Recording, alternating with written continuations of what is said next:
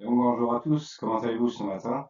Dans le cadre de notre formation sur la résilience, je vous propose pour commencer la journée un module portant sur les bienfaits de la gratitude et comment l'intégrer dans votre quotidien. Donc dans un premier temps, nous allons définir ce terme de gratitude, puis essayer de commencer à ressentir ces bienfaits par le biais d'un petit exercice pratique. Nous découvrirons par la suite son importance et ses bénéfices dans le cadre personnel et professionnel, avant de nous pencher sur les études et recherches scientifiques offertes par la psychologie sur le sujet. Je vous proposerai ensuite des solutions pour l'intégrer dans votre quotidien et nous terminerons par une petite évaluation sous la forme d'un quiz afin de renforcer les acquis de cette séance. Mais alors qu'est-ce que la gratitude et comment la définir? Le Larousse nous en donne la définition suivante: reconnaissance pour un service, pour un bienfait reçu, sentiment affectueux envers un bienfaiteur. Cela dit, la notion de gratitude ne s'arrête pas là. Elle est considérée depuis très longtemps comme une vertu essentielle dans de nombreuses traditions spirituelles et philosophiques à travers le monde. En Occident, par exemple, le philosophe Spinoza en proposait la description suivante: la gratitude est le désir ou l'élan d'amour par lequel nous nous efforçons de faire du bien à celui qui nous en fait par un sentiment d'amour. En Orient, la philosophie bouddhiste nous ouvre à une autre dimension de la gratitude. Plus qu'un sentiment ou qu'une émotion, c'est aussi une pratique à développer. Chaque jour, s'attacher à voir dans ce qui arrive de quoi exprimer sa gratitude, avec cette idée que plus on exprime sa gratitude, plus nous serons heureux. La gratitude, ce n'est plus seulement la conséquence d'une vie heureuse, cela peut en devenir la cause. Elle nous entraîne à être heureux. À présent que nous avons une approche commune de la gratitude, nous allons faire une petite expérience pratique sur le sujet. En premier lieu, je vais vous demander de prendre acte de vos ressentis, de vos humeurs actuelles.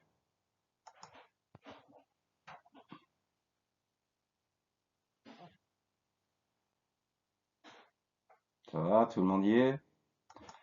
Ensuite, essayez de penser à un moment récent positif et pour lequel vous vous sentez reconnaissant. Cela peut être un moment passé avec des amis, avec la nature ou avec votre art, une réussite au travail, un acte de gentillesse, etc., etc. Mais veillez surtout à être spécifique et détaillé dans vos visualisations. Allez-y.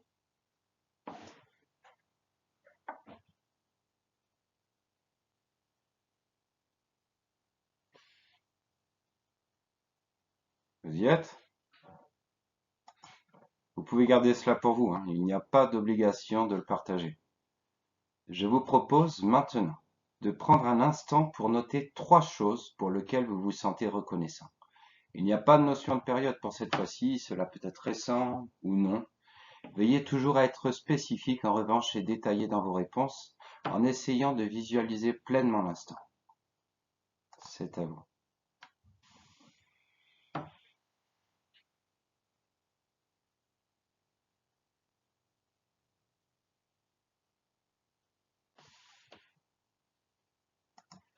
C'est bon pour tout le monde? Pour finir, je vais vous demander de revenir sur vous-même et de réfléchir à l'impact immédiat que cette réflexion a apporté sur votre humeur. Constatez-vous une amorce de changement? Non? Peut-être? Pas sûr? Rassurez-vous, il y a certaines personnes qui y arrivent dès le premier coup. Mais en général, il faut 3 semaines de pratique de la gratitude afin d'arriver à un réel changement. Donc, pas d'inquiétude pour ça. Donc, suite à ça, la gratitude aurait-elle plus d'importance qu'il ne paraît? Nous allons le développer ensemble par la suite, mais la gratitude est liée, entre autres, à une meilleure santé mentale, à une augmentation du bien-être, comme vous allez pouvoir le voir, et à une amélioration des relations interpersonnelles. En effet, des études nous montrent que pratiquer la gratitude régulièrement peut notamment réduire les symptômes de dépression et d'anxiété, avec une diminution des pensées négatives et une amélioration de l'humeur générale et un meilleur sommeil entre autres. Augmenter la satisfaction de vie, car en cultivant une attitude plus positive, cela nous amène à apprécier davantage ce que l'on possède. Renforcer le système immunitaire également, en raison de la réduction du stress et de l'augmentation des émotions positives qui peuvent influencer scientifiquement nos défenses naturelles. Mais alors, quelles sont les conséquences de l'ingratitude et de la non-reconnaissance? Penchons-nous sur la DARES. C'est un service statistique ministériel. Elle fournit des études au service du plus grand nombre. En 2016, elle publie les résultats d'une analyse dans laquelle apparaît que le manque de reconnaissance au travail peut jusqu'à tripler les risques de troubles mentaux et de dépression chez les salariés. Outre-Atlantique, cette fois-ci, citant les statistiques du ministère du Travail, la psychologue organisationnelle Leah Waters affirme que plus de la moitié de la population américaine souffre également de troubles déficitaires de la gratitude. Il s'agit du sentiment d'être sous-estimé et peu apprécié au travail. De fait, l'impact du manque de reconnaissance sur les employés et les entreprises peut avoir de grandes répercussions, et notamment la diminution de la motivation et de l'engagement. Car lorsque les employés ne se sentent pas reconnus pour leurs efforts, leur motivation et leur engagement au travail diminuent, incluant perte d'enthousiasme et de passion pour leurs tâches, affectant directement leur productivité et leur performance à coup sûr. Le manque de reconnaissance peut également engendrer un sentiment de frustration et de dévalorisation. Ce ressenti peut conduire à un état de stress chronique et à un désengagement vis-à-vis du travail et de l'organisation dans son ensemble. Un autre point noir, et pas des moindres, est que les employés qui ne se sentent pas valorisés sont plus susceptibles de chercher des opportunités ailleurs. Le manque de reconnaissance peut donc entraîner une augmentation du taux de rotation du personnel, ce qui a des répercussions financières, bien sûr, et opérationnelles importantes pour l'entreprise. Enfin, la reconnaissance joue un rôle crucial dans la satisfaction des employés à l'égard de leur travail et de leur entreprise. Lorsqu'ils ne se sentent pas reconnus, leur niveau de satisfaction diminue, ce qui peut affecter la rétention du personnel et la réputation de l'entreprise en tant qu'employeur. Être capable de remercier les équipes pour le travail accompli, reconnaître les efforts d'un collaborateur ou le remercier pour cela génère donc motivation, confiance et engagement. Exprimer sa gratitude en entreprise renforce le sentiment d'appartenance et la cohésion sociale. Alors qu'en est-il de la science et de son point de vue sur le sujet? Tournons-nous vers la psychologie positive. Fondée officiellement en 1998 lors du congrès annuel de l'Association américaine de psychologie, l'objectif de cette philosophie de vie est d'atteindre un bien-être optimal, bénéfique sur la santé physique mais aussi mentale. La pensée positive permet en effet de gagner en bienveillance, aussi bien envers les autres qu'envers soi-même, mais aussi d'apaiser le stress et de mieux le gérer. Plusieurs études dans cette branche ont démontré les effets bénéfiques de la gratitude. Robert Emmons et Michael McCullough ont démontré que les personnes qui tiennent un journal de gratitude ressentent une amélioration significative de leur bien-être général. Ils dorment mieux, ressentent moins de douleurs physiques et sont plus optimistes. Martin Seligman, connu comme le père de la psychologie positive, a découvert que la pratique régulière de la gratitude peut augmenter les niveaux de bonheur et réduire les niveaux de dépression. Il a notamment développé des exercices pratiques pour aider les gens à cultiver la gratitude, comme par exemple écrire des lettres de gratitude. Des recherches montrent également que les personnes qui pratiquent la gratitude ont des niveaux de cortisol, l'hormone du stress, plus bas, jusqu'à 25%, ce qui contribue à une meilleure gestion du stress évidemment. Cette pratique encourage une vision plus positive de la vie, ce qui peut diminuer les pensées négatives et réduire les niveaux de stress, en détournant l'attention des soucis et des problèmes au quotidien. La gratitude joue également un rôle crucial dans le renforcement des relations interpersonnelles, car lorsque nous exprimons notre gratitude envers les autres, cela renforce les liens et augmente les sentiments de proximité et de soutien mutuel.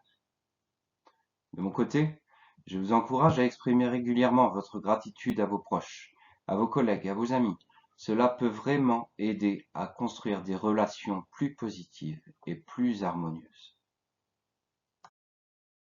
Autre étude, celle de Sarah Algoe, qui est psychologue sociale à l'Université de Caroline du Nord, à Chapel Hill précisément, où elle dirige le laboratoire Émotions et interactions sociales dans les relations. Elle a montré que les expressions de gratitude entre partenaires romantiques renforcent notamment la satisfaction relationnelle et l'engagement mutuel. Quand même pas rien. Je vais vous proposer à présent quelques pistes pour intégrer la gratitude dans votre quotidien.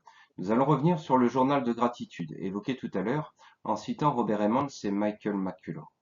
Afin de profiter de tous les bénéfices cités auparavant, le concept est de réfléchir dans votre quotidien aux aspects positifs de votre vie et de noter chaque jour sur un petit carnet ou un gros carnet comme vous voulez, 3 choses pour lesquelles vous vous sentez reconnaissant. La régularité est très importante dans cette pratique. Cela pourrait être par exemple le matin avant de commencer la journée, ou bien le soir avant de vous coucher. Il n'y a pas de règle là-dessus. Les études ont montré que de le faire le soir, cela aide à acquérir un meilleur sommeil. Mais l'important est d'essayer de vous y tenir. Et petit à petit, vous devriez ressentir les bienfaits de cette pratique.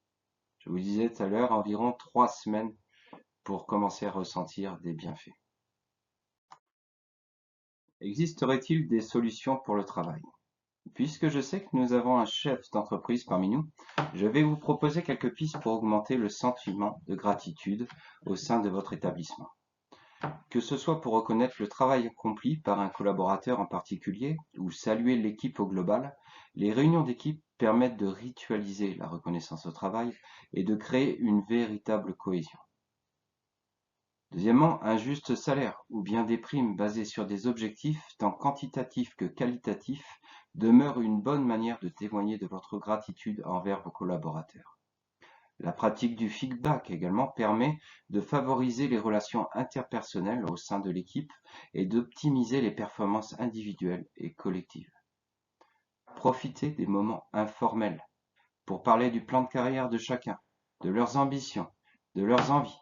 Cela vous permettra par la suite de déployer des leviers concrets de reconnaissance au travail.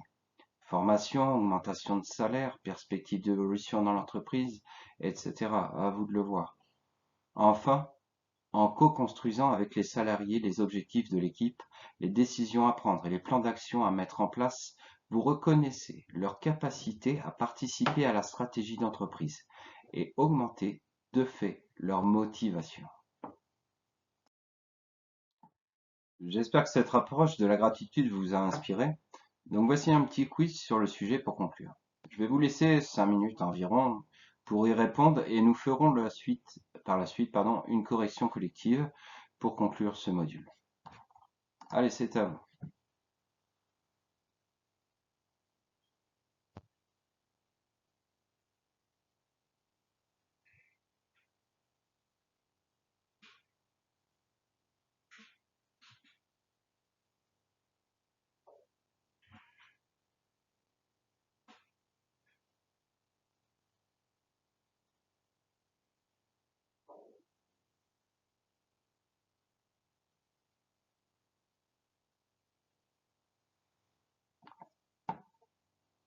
Bon pour tout le monde? Encore un petit instant par ici. Allez, on va passer par la correction. C'est bon pour vous aussi? Allez, allons-y. Donc la gratitude peut améliorer la qualité de votre sommeil. Vrai ou faux? Oui, vous avez répondu vrai pour la majorité. Deuxième question. Remercier régulièrement ses collègues de travail peut renforcer les relations professionnelles. Vrai ou faux? Vrai encore. La gratitude, troisième question, n'a aucun impact sur le stress. Vrai ou faux? Faux. Elle a un grand impact sur le stress, on l'a vu tout à l'heure. Tenir un journal de la gratitude, pour la quatrième question, peut aider à augmenter le sentiment de bonheur. Vrai ou faux? Vrai. La pratique de la gratitude est bénéfique uniquement dans la vie personnelle, mais pas au travail. Vrai ou faux? C'était faux cette fois-ci. Exprimer de la gratitude peut améliorer l'estime de soi. Vrai ou faux? Eh oui, vrai. La gratitude, pour la 7e question, favorise la générosité et l'altruisme. Vrai ou faux? C'est vrai également. Un environnement de travail, pour la 8e question, reconnaissant peut augmenter la productivité des employés. Vrai ou faux? Eh oui, c'est vrai également. Eh bien, bravo à tous pour vos réponses et merci beaucoup pour votre attention. N'hésitez pas à revenir vers moi si vous avez des questions sur le module, tout en sachant que nous aurons l'occasion de développer ces diverses approches de la gratitude durant la suite de la formation. Car c'est une valeur importante qui offre des outils concrets pour le développement de la résilience. Cela dit, et comme toute chose, la modération est clé. Parfois, se concentrer uniquement sur les aspects positifs peut conduire à négliger ou minimiser les problèmes importants. Il est primordial de trouver un équilibre qui vous permet de tirer profit de la gratitude tout en restant attentif aux autres aspects de votre vie. Je vous propose à présent une petite pause, le temps d'un café, et nous nous retrouvons juste après. Merci beaucoup.